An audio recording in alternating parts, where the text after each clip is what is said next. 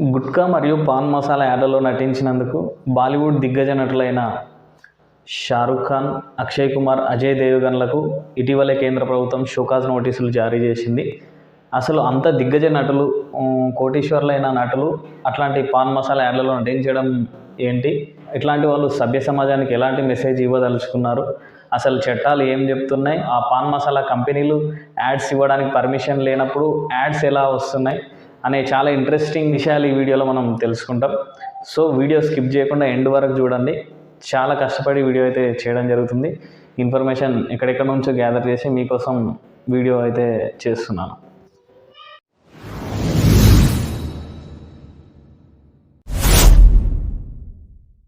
అయితే ఒకసారి ఒక చిన్న డేటా కనుక చూసుకున్నట్లయితే పాన్ మసాలా అని కాదు, చాలా కంపెనీలు వాళ్ళ ఉత్పత్తులను ప్రచారం చేసుకోవడానికి ఎంత బడ్జెట్ కేటాయిస్తున్నాయి అనేది కనుక చూసుకున్నట్లయితే 2007 సంవత్సరంలో 650 ఉత్పత్తులు, అంటే 650 ప్రొడక్ట్స్కి సంబంధించిన అడ్వర్టైజ్మెంట్లు ప్రచురించడానికి ఇట్లా యాక్టర్స్ కానీ మోడల్స్ని కానీ సంప్రదించి సినీ యాక్టర్స్కు చెల్లిస్తారు కదా, అట్లా చెల్లించడానికి 1550 కోట్లు కేటాయించారు 2007లో.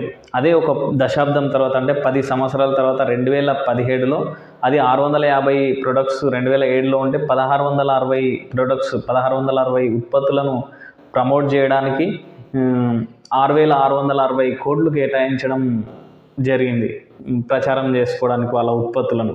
మనం సింపుల్ చూసుకుంటే వాళ్ళ ప్రొడక్ట్స్ని ప్రమోట్ చేసుకోవడానికి యూట్యూబ్నే ఒక చిన్న ఎగ్జాంపుల్గా తీసుకుంటే, యూట్యూబ్లో ఇంతకుముందు 2017లోనే 6600 కోట్లు, అంటే అప్పుడు 2017లో యాడ్స్ చాలా తక్కువగా వచ్చేవి, అప్పుడప్పుడు వచ్చేవి. ఆ తర్వాత యాడ్స్ ఎంతగా పెరిగినాయో మనం చూసుకోవచ్చు. Skippable ads, non skippable ads అని, ఇన్ బిట్వీన్ యాడ్స్, చాలా యాడ్స్ అయితే ప్లే కావడం జరుగుతుంది. సో ప్రొడక్ట్స్ను ప్రమోట్ చేసుకోవడానికి కంపెనీలు భారీ మొత్తంలో కేటాయిస్తుండడం, ఇట్లాంటి దిగ్గజ యాక్టర్స్, బాలీవుడ్ యాక్టర్స్, టాలీవుడ్ బాగా పేరు పొందిన యాక్టర్స్ని తీసుకొని ప్రమోట్ చేయాలంటే నార్మల్ వాళ్ళకే బాగా ఖర్చు అవుతుంది. ఇట్లాంటి దిగ్గజ యాక్టర్స్ తీసుకోవాలంటే ఇంకా ఎక్కువ ఖర్చుతో కూడుకున్న పని.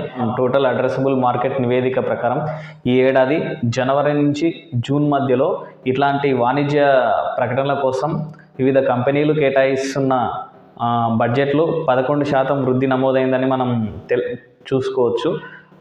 అస్సలు ఇట్లాంటి కథానాయకులు కానీ, సినీ నాయకులు కానీ, సినీ నటులు ఇట్లాంటి ప్రకటనలు ఎందుకు చేస్తున్నారు, అదేవిధంగా కంపెనీలు ఇట్లాంటి యాడ్స్ ఎందుకు ఇస్తున్నాయి అనేది కనుక మనం చూసుకున్నట్లయితే వాళ్ళకి రైట్ ఉందా, కాన్స్టిట్యూషన్ ఏం చెప్తుంది అని కనుక చూసుకున్నట్లయితే, కంపెనీలు కానీ వ్యక్తులు కానీ ఇలాంటి ప్రచారాలు నిర్వహించుకోవడానికి ఎలాంటి హక్కులు ఉన్నాయి వాళ్ళకని అనుకున్నట్టయితే రాజ్యాంగం వాళ్ళకు ఏం చెప్తుంది అని చూసుకుంటే, ఆర్టికల్ 19(1)A ప్రకారం ఒక వ్యక్తి కానీ ఒక సంస్థ కానీ వాళ్ళ ఉత్పత్తులను ప్రచారం చేసుకునే హక్కు వాళ్ళకు ఉంది.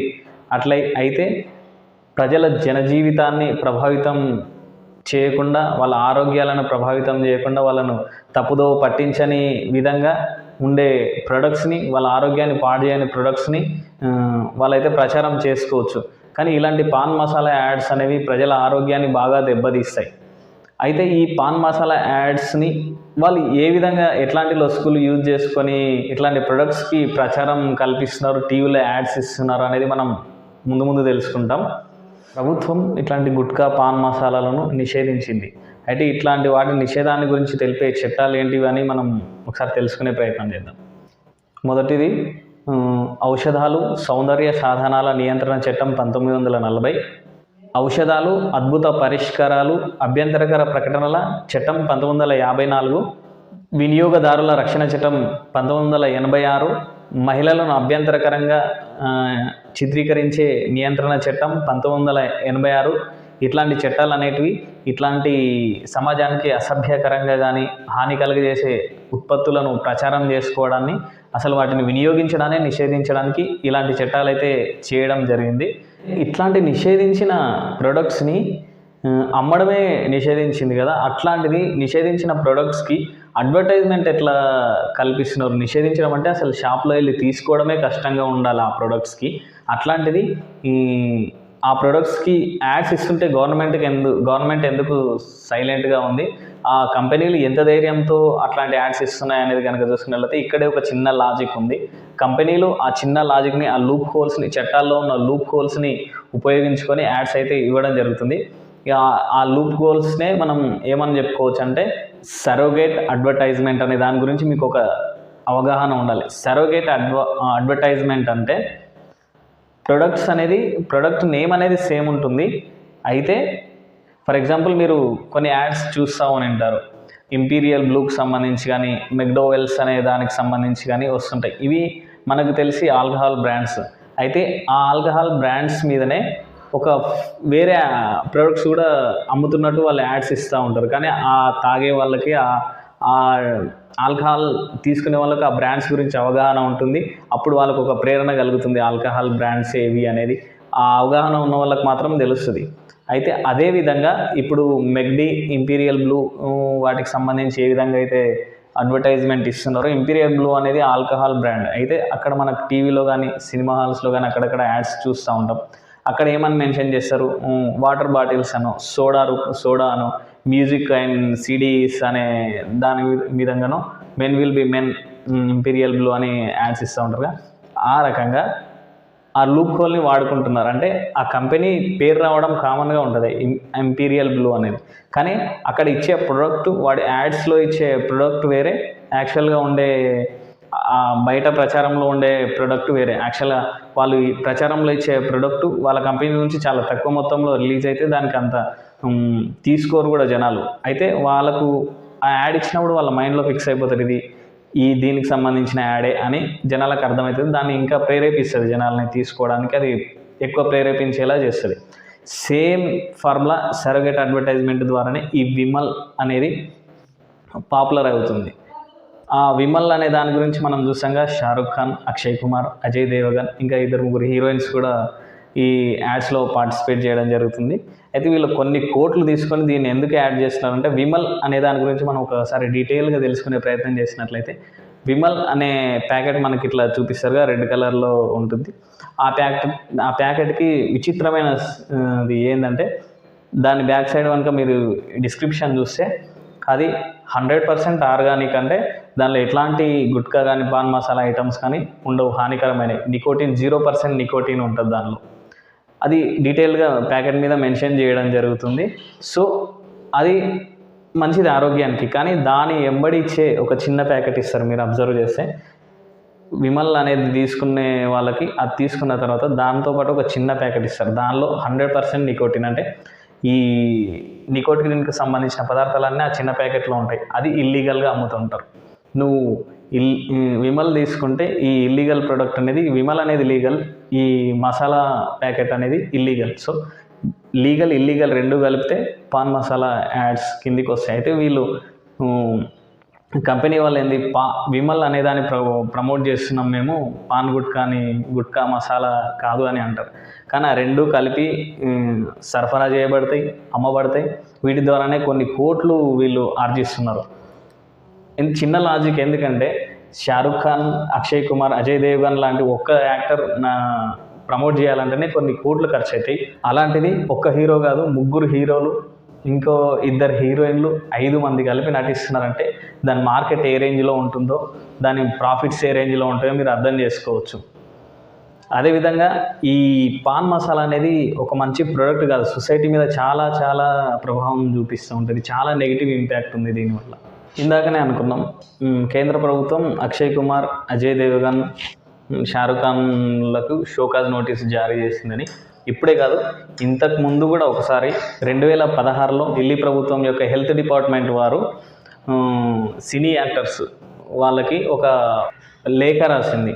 ఇట్లాంటి అసభ్యకరమైన యాడ్స్లో కానీ, జనాలకు హాని కలిగించే ప్రొడక్ట్స్ యొక్క, ముఖ్యంగా ఈ గుట్కా పాన్ మసాలాకు సంబంధించిన యాడ్స్లో నటించొద్దు అని ఈ సినీ హీరోలకు, యాక్టర్స్కి, యాక్ట్రెసెస్కి అందరికీ లెటర్స్ పంపిస్తే అందులో భాగంగా ఒకే ఒక్కరు ఆ లెటర్ని సీరియస్గా తీసుకొని అప్పటి నుంచి ఇట్లాంటి యాడ్స్లో నటించడం ఆపేసారు. వాళ్ళు ఎవరో కాదు, సన్నీ లియోని.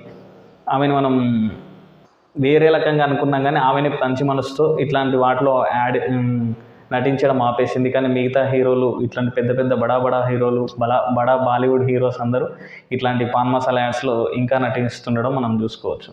ఇప్పుడు కేంద్ర ప్రభుత్వం షారుఖ్ ఖాన్, అక్షయ్ కుమార్, అజయ్ దేవగన్లకు షోకాజ్ నోటీసులు జారీ చేయడానికి ప్రధాన కారణం ఏంటి అంటే 2022లో అలహాబాద్ హైకోర్టులో మోతీలాల్ యాదవ్ అనే ఒక వ్యక్తి, అడ్వకేట్, ఆయన కూడా న్యాయవాదే, ఆయన ఇట్లాంటి అసభ్యకరమైన యాడ్లలో వీళ్ళు నటించొద్దు, ఇది సమాజాన్ని ప్రభావితం చేసేదని కోర్టులో కేసు వేయడం జరిగింది. ఆ కేసులో భాగంగా సోలిసిటర్ జనరల్ గారు ఇచ్చిన కౌంటర్ దాఖలు చేసే దానిలో ఇట్లా మేము ఈ సినీ యాక్టర్స్కి ఈ షోకాజ్ నోటీసులు జారీ చేసినాం అని చెప్పడం జరిగింది. షోకాజ్ నోటీసులు జారీ చేయడం కూడా జరిగింది. అయితే సినీ యాక్టర్స్ ఇంత చేస్తూ ఉన్న ప్రముఖులు ఇట్లాంటి వాళ్ళు ప్రచారంలో పాల్గొంటే చట్టాలు ఏం చెప్తున్నాయి, వాళ్ళకి ఏ విధమైన శిక్షలు ఏమన్నా ఉంటాయా, అసలు ఇట్లా చేస్తూ పోతే వాళ్ళని క్షమిస్తూ వదిలేయడమేనా అనేది కనుక మనం చూసుకున్నట్లయితే చట్టం ప్రకారం అయితే ఒకసారి ఇట్లాంటి ప్రచారాల్లో పాల్గొన్న తర్వాత అది సమాజానికి హాని చేస్తుంది. అసభ్యకరమైన సిచ్యువేషన్, హానికరమైన పదార్థాలకు వీళ్ళు ప్రముఖులు అయ్యి ఉండి కూడా అడ్వర్టైజ్మెంట్ ఇస్తున్నారు అని గనక తేలినట్లయితే మొదటిసారి 10 లక్షల జరిమానా విధించి వదిలేస్తుంది.